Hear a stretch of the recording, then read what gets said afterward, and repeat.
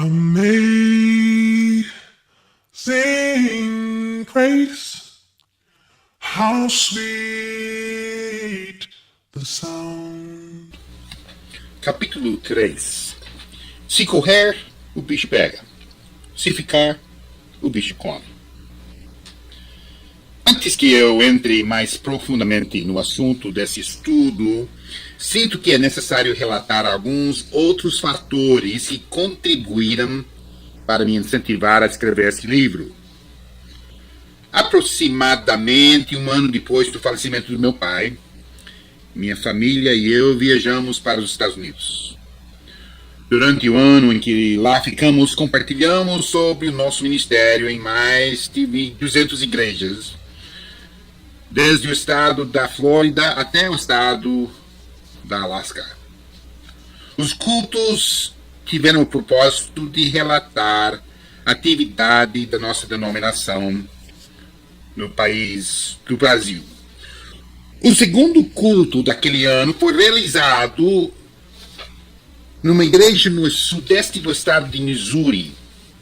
Fui hospedado na casa pastoral. E desde que a esposa do pastor estava viajando, nós tivemos ampla oportunidade para conversar a sós.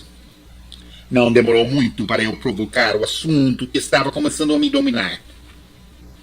Ao expressar o meu ponto de vista ao pastor, ele logo me informou que eu estava errado na minha interpretação sobre o cronograma do arrebatamento da igreja. Afinal de contas, ele continuou, porque a Bíblia claramente ensina que a igreja não estará presente durante a grande tribulação. Embora não estivesse muito interessado em discutir o assunto, eu prossegui a lhe explicar como o código de barras funcionaria numa sociedade sem o uso de dinheiro. Gostaria de dizer ao querido ouvinte, depois estarei explicando mais detalhadamente essa parte. Minha pergunta, então, para o pastor, que mostrava desinteresse sobre o assunto, era como é que o povo de Deus irá sobreviver se ainda estiver aqui quando a marca da besta for colocado em vigor.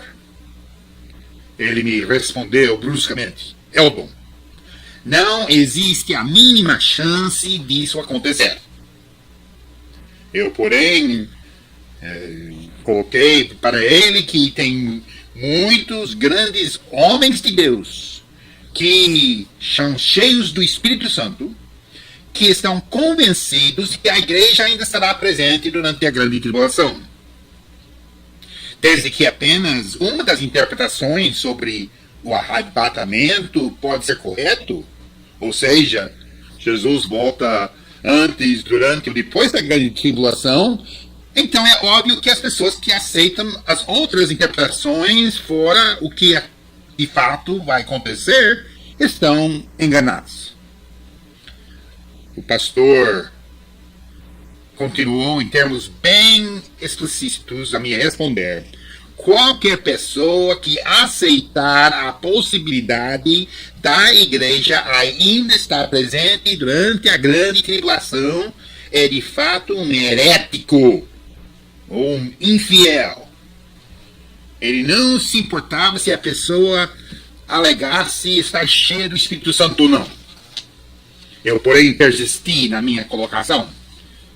Eu, por exemplo, falei a respeito do reverendo Rosenthal, que, de fato, depois de ser um pré-tribulacionalista roxo, durante um período de 30 anos, teve uma mudança na sua postura, na sua posição doutrinária.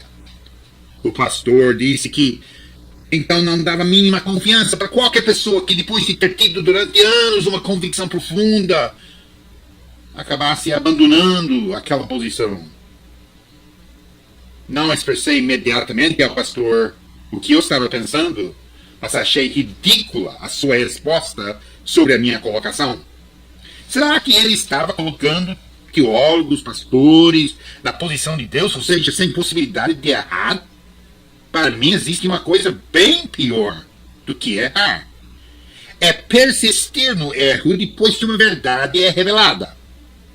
Ao contrário do meu colega em Missouri, senti um grande respeito para com a pessoa do reverendo Rosenthal, por ter admitido publicamente a sua mudança teológica e de uma forma tão aberta.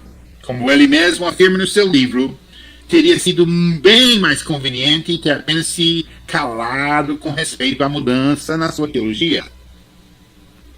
Embora não tenha progredido na minha conversa com o pastor, e apesar de sua irritação com minha insistência, prossegui fazendo novamente a pergunta: e se o pastor estiver errado? Como então ficará o povo de Deus naqueles dias, quando for colocado a marca da besta? Esse pastor era quase tão teimoso quanto eu sou teimoso. Mas eu digo quase. Acho que eu sou mais teimoso que ele, porque finalmente, depois de uns 15 minutos de insistência da minha parte, pude arrancar uma resposta dele que até hoje me causa arrepio. Antes que ele me respondesse, ele colocou um prefácio na sua resposta. Ele disse que a sua resposta era apenas uma resposta retórica, porque, afinal de contas, se trata de uma coisa impossível, ou seja, da igreja estar presente durante a grande tribulação, ou nos dias que a marca da besta forem instalados. Então, para responder minha pergunta, era apenas um exercício em futilidade, mas para me responder, disse que a marca da besta, afinal de contas, seria uma escolha amoral. Agora, só para explicar, a moral, em outras palavras, não é uma coisa moral ou imoral, é amoral. Em si mesma, a marca não seria nem pecaminosa e nem justa. Seria apenas como o dinheiro é usado hoje. Não existe nada moral ou imoral com o dinheiro em si. É o uso do dinheiro que acaba sendo moral ou imoral. Por exemplo, ele continuou: se eu usar dinheiro para ajudar o reino de Deus, o dinheiro torna-se saudável e moral. Implicando com isso, se um filho de Deus aceitasse a marca da besta e usasse a marca para fazer uma coisa boa, uma coisa saudável, moral, então aquela marca da besta não seria ruim para ele ou ela. Se uso para comprar uma revista pornográfica, então aí a marca da besta iria se tornar imoral. Assim como o dinheiro é amoral hoje em dia. A marca da besta, na opinião desse pastor, seria também amoral. E Deus, sendo um Deus moral, nunca consideraria uma escolha amoral como sendo um ato pecaminoso ou um ato que levaria ele a decretar morte eterna. Afinal de contas, Deus não quer que seus filhos sofram. Então, se os filhos dele estão presentes quando a marca da besta for instalada, então não teria problema moral de um filho de Deus aceitar essa referida marca da besta. Continuou a sua explicação lógica, usando lógica humana, para não dizer diabólica. Ele disse: dessa forma, se o impossível vier a acontecer e a igreja ainda estiver aqui quando o sistema do anticristo estiver instalado, a igreja poderia aceitar a marca da besta. O importante seria não adorar a besta ou o anticristo. Se a igreja não aceitasse a marca, afinal de contas, como é que os fiéis poderiam se alimentar?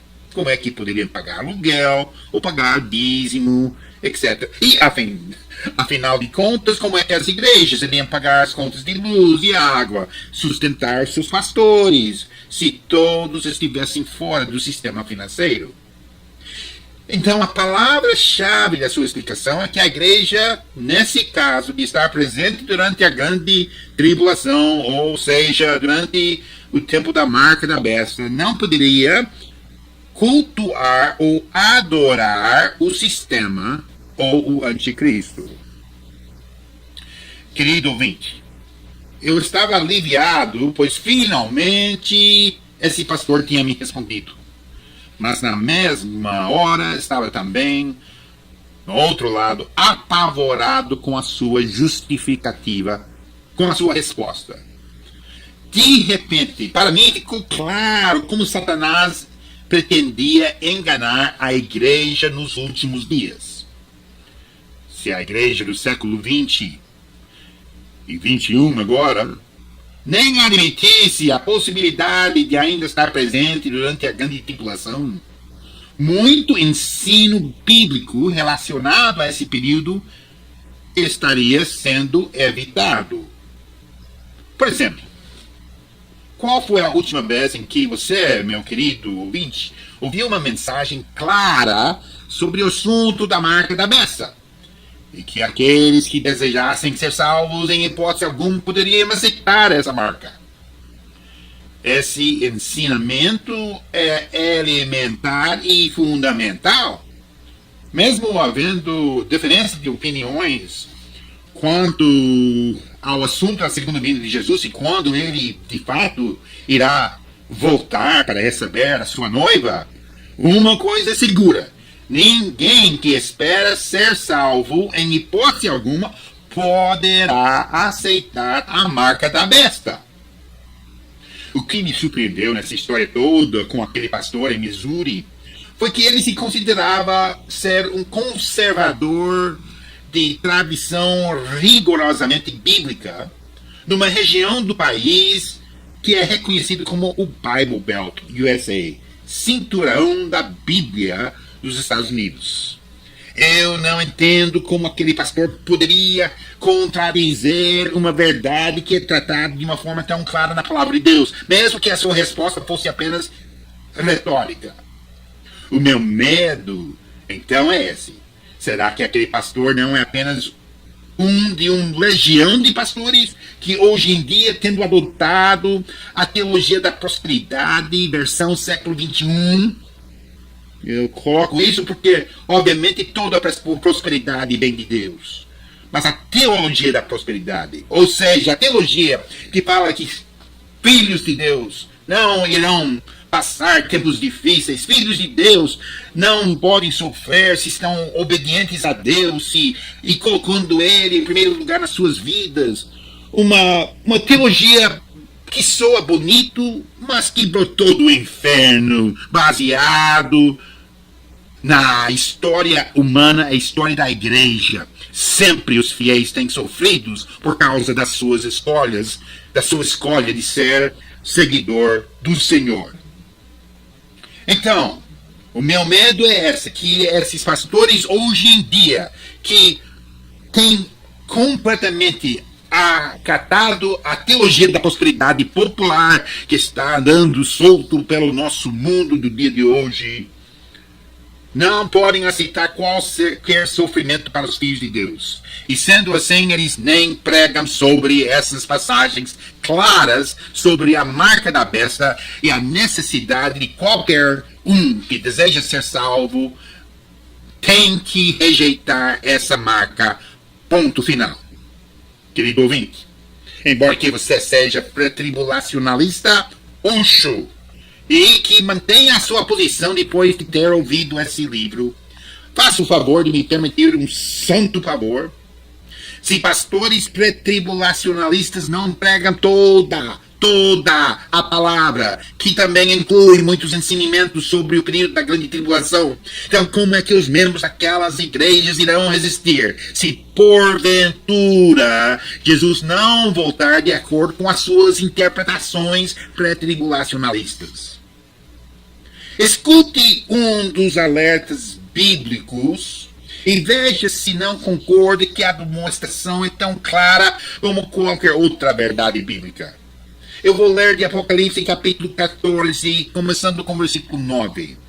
Seguiu-se a esses outro anjo, o terceiro, dizendo em grande voz: se alguém adora a besta